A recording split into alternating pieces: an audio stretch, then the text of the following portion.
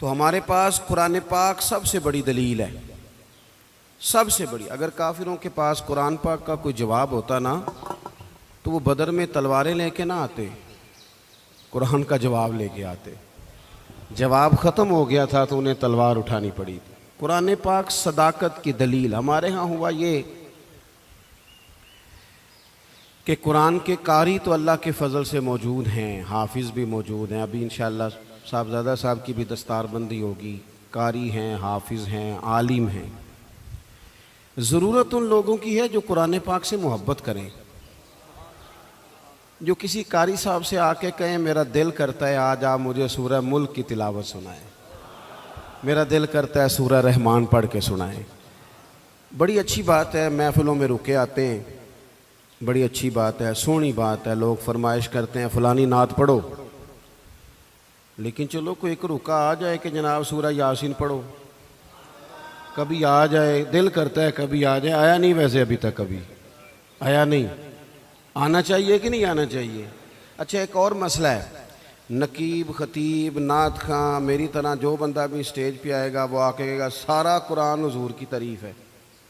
यही कहते हैं सारे ते सुनांदे शेर ने, भाई सारा कुरान बकौल तेरे हुजूर की तारीफ़ है तो पढ़ ना चाह रहा है फिर वो आए तो एक भी नहीं सुना रहा सारा कुरान। बल्कि अब तो अल्लाह खैर करे, मैं तो स्टेज पे परेशान हो जाता हूँ जब नकीबे महफिल को दौड़ धूप करता है ना बहुत ज़्यादा, भाग के उधर चले गए, भाग के इधर चले गए, माइक निकाल लिया, कहते परा परा हो जो मैं जुमला देने लगा।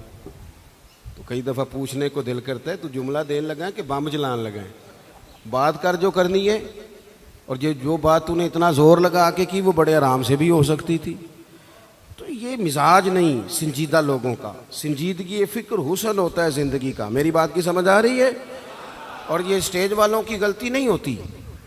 हम जो सुनने सुनाने वाले हैं ना, मेरी हमेशा ये राय रही है कि नात पढ़ना भी बड़ा कमाल है, लेकिन असल तो सुनना कमाल है।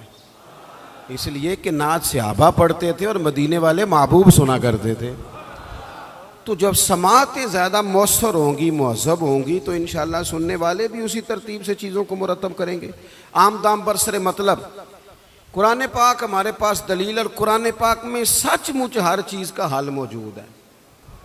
लेकिन उसके लिए जो कुरान पाक से प्यार करे, कुरान पाक से मोहब्बत करे, आप यकीन करें कि अब तो कई दफ़ा ना मुश्किल महसूस होता है कि किस तरह करके अल्लाह रसूल की बारगाह में जाएंगे। पीरों के आस्थाने, महफिलें, जलसे, फ़लाँ चीज़, हर शय ज़्यादा, तिलावत थोड़ी। यानी महफिल नात में एक बंदा सिर्फ कुरान पाक पढ़ने वाला कारी, वो भी शुरू में लगा दो, और 11 बंदे नात पढ़ने वाले। भैया आप ज़रूर नात पढ़े, पर कुरान तो असल है, कुरान तो कमाल है, कुरान तो एजाज है, और कुरान ही तो वो चीज़ है जिसे पढ़ पढ़ के मदीने वाले महबूब ने लोगों के दिलों का जंग दूर किया है। आप बगैर कुरान के कैसे इनकलाब बर्पा करेंगे? और अब बहुत सारे लोग हैं, वो आजकल एक जमात चली है ना जो कहती है सहाबा के सबसे बड़े मुहिब हम हैं।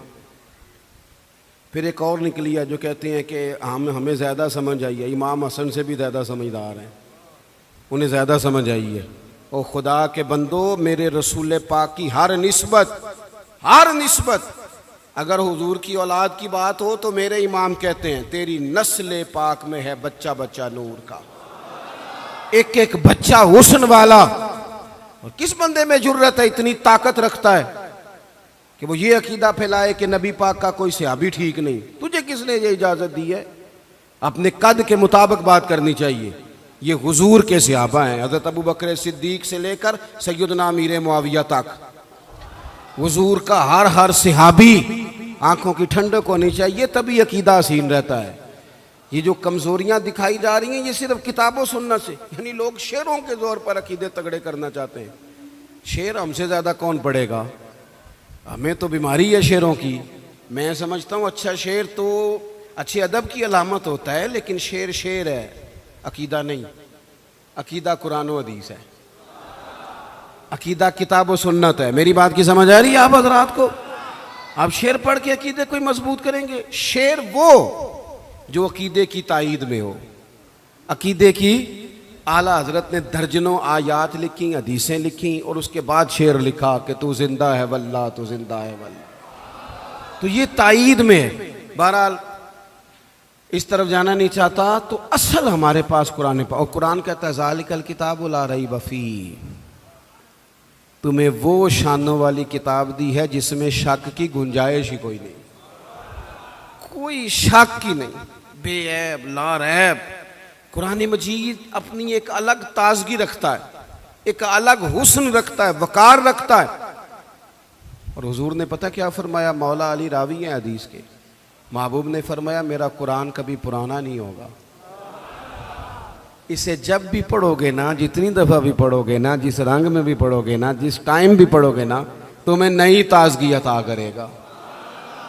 अल्लाह ने तौफीक दी है, कई दफ़ा गुजरे हैं कुरान मजीद के तर्जमे और तफसीर को देखा है, लेकिन आज भी जब दोबारा पढ़ते हैं ना किसी तफसीर को, तो एक ही आयत नए नए माना देना शुरू कर देती है, नए नए मफाहीम, नया नया हुस्न, नई नई जाज़बियत। कुरान पाक पढ़ें, कुरान पाक से दिलचस्पी पैदा करें, कुरान मजीद के तर्जमे को समझें, कुरान मजीद की तफसीर को देखें, अपनी दिलचस्पियाँ कुरान पाक के साथ मजबूत करें।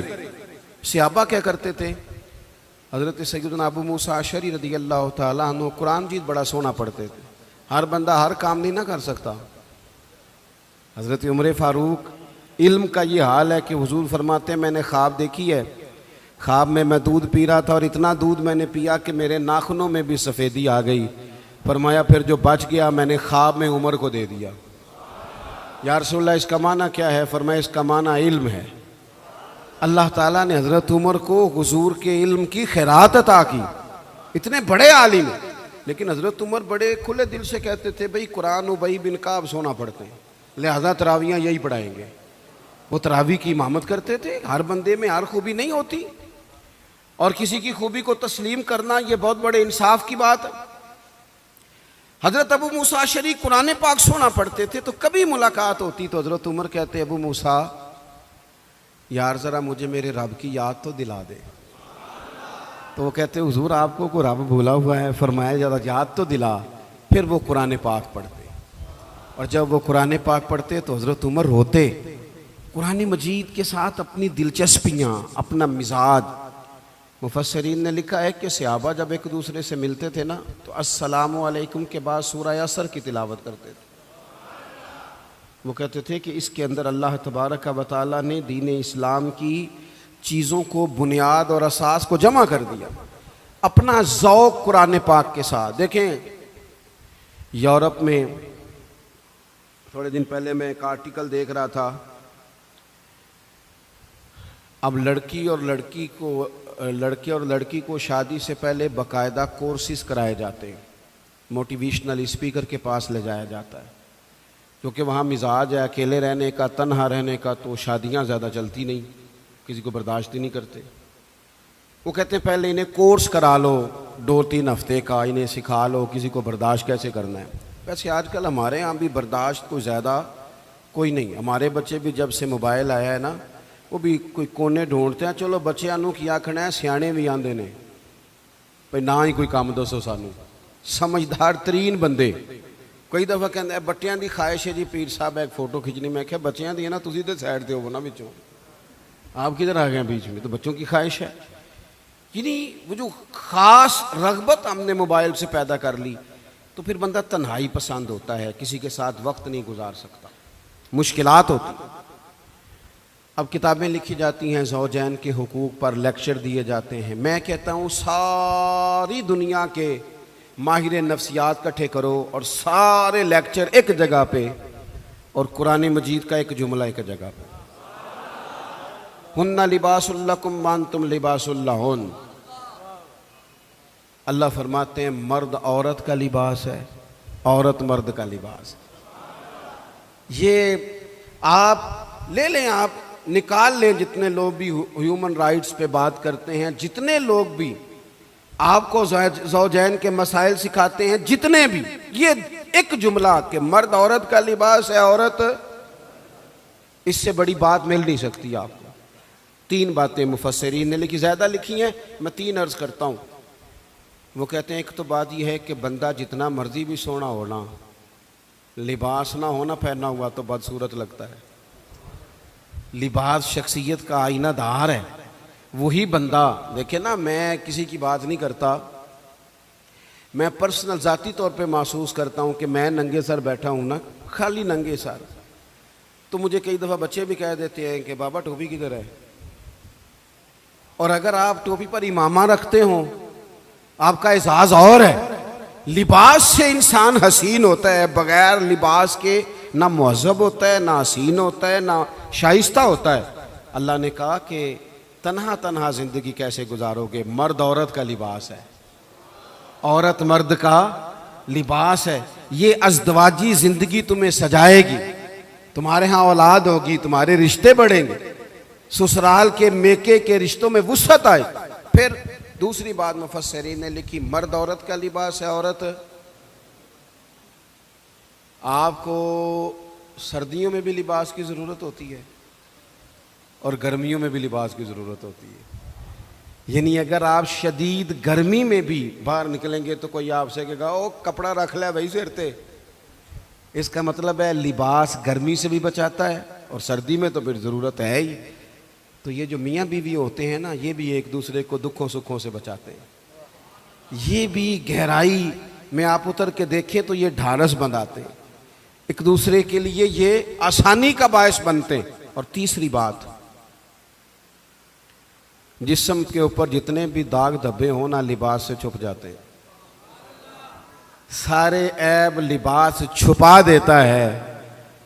मेरे रब ने कहा औरत तेरा लिबास है, तू औरत का लिबास है, वो तेरे पर्दे रख लेगी, तू उसके पर्दे रख लेना, छुप जाएंगे। तो आप कुरान मजीद को पढ़ेंगे, ये मैंने सिर्फ घर का एक ज़ाती मसला जिसकी हर एक को ज़रूरत है वो कुरान पाक से आपकी खिदमत में अर्ज़ किया। आप कुरान पाक को पढ़ें, कुरान मजीद की तिलावत करें। आप मेरे पास एक साहब आए थे, कहने लगे मैं अखलाकी बुलंदी चाहता हूँ लेकिन कुरानी अखलाक से। मैंने कहा तू सिर्फ सूरत हुजरात की तिलावत कर, उसको समझ ले जा तो एक सूरत पढ़, तुझे अंदाज़ा हो जाएगा कि कितने बुलंद अखलाक की कुरान बात करता है। आखिरी गुजारिश जो आपसे करनी, आप मेरी बात पर ज़्यादा तवज्जो देंगे। कुरान पाक खाली भी पढ़ा जाए ना तो रहमत का नुज़ूल होता है। यानी एक हरफ पढ़ने से 10 नेकियां मिलती हैं। और हुजूर ने वजाहत करके कहा कि मैं ये नहीं कहता कि अलिफ लाम मीम एक हरफ है, फरमाया अलिफ एक है, लाम दूसरा है, मीम 30 नेकियां मिलती। आपकी मैं बात नहीं करता, लेकिन चंद एक लोग जिनको मैं ज़्यादा करीब से जानता हूँ, जहाँ मुझे ज़्यादा, मैं ख़ास अपने दोस्तों को अकेले में भी गुजारिश करता हूँ कि यार मुझे लगता है कि तुझे कई महीने हो गए तूने कुरान पाक नहीं देखा। मेरे रज़ा साहब रहमतुल्लाह अलैह मुरीदों से कहते थे कुरान दी ज़रूर खोलना। और एक साहब ऐसे थे कि जो बड़े सख्त मसरूफ़ रहते थे,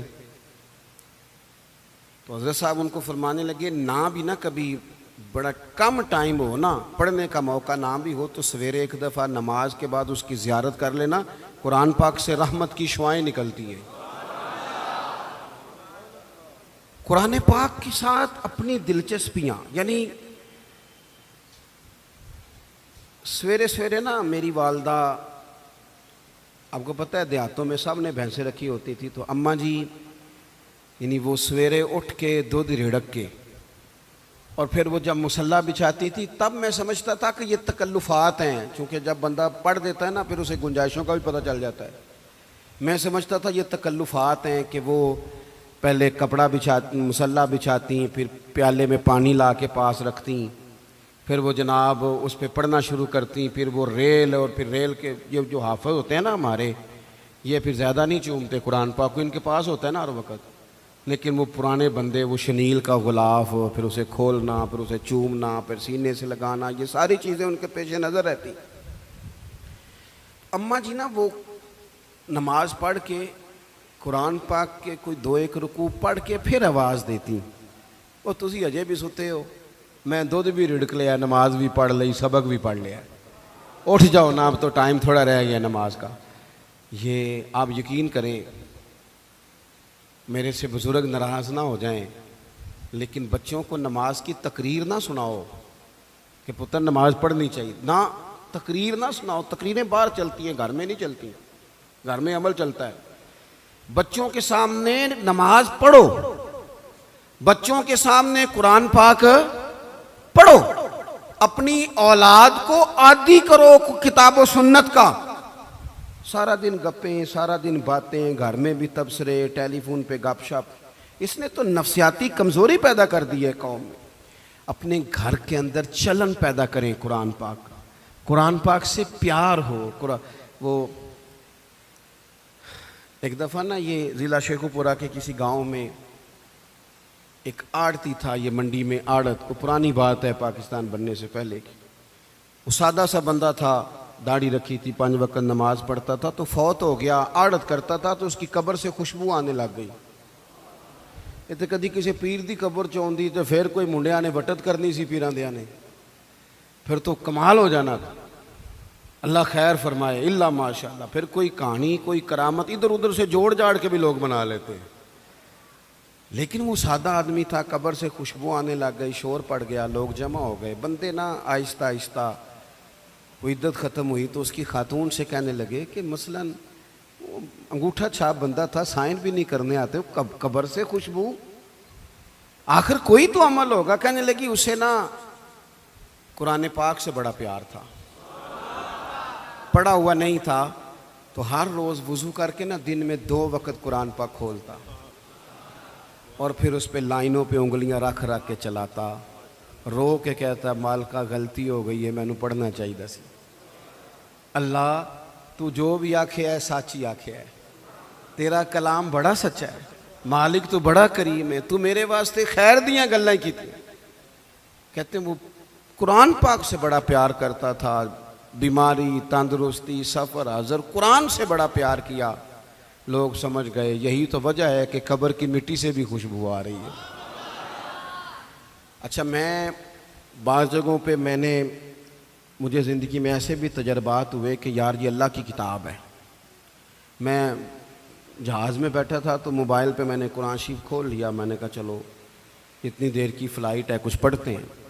तो एक मेरे दिल में बदगुमानी आई। कभी कभी पगड़ी दाली वाला बंदा मेरी तरह, अल्लाह माफ़ करे, समझ लेता है ना नेक भी मैं ही हूँ, ये भी कभी कभी बदगुमानी आ जाती है।